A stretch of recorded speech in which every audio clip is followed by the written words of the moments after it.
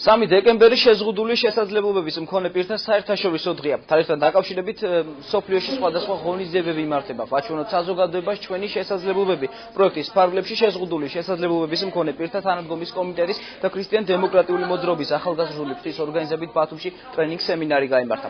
სემინარის შეზღუდული შესაძლებლობების მქონე ბავშვებისა და მათი მშობლების ურთიერთობის თემაზე ფსიქოლოგმა ინგა ზარანდიამ ჩაადარა.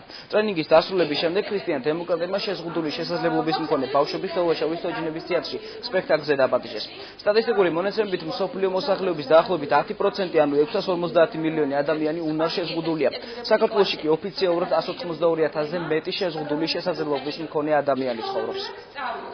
ასეთი ტიპის პროექტები უფრო შეუწყობს ურთიერთობას მშობელსა და შვილებს შორის, იმიტომ რომ ეს არიან სპეციფიკური ბავშვები, რომელსაც ჭირდებათ ყურადღება და აქ ფსიქოლოგის თანადგომა არის ყველაზე მნიშვნელოვანი. ინკლუზიური განათლება ეს არის სიახლე საქართველოში და ინფორმაცია საზოგადოებას ამის შესახებ არ აქვს. ძალიან მნიშვნელოვანი არის სრულად საზოგადოების ინფორმირება ამის შესახებ და მით უფრო მშობლების ინფორმირება.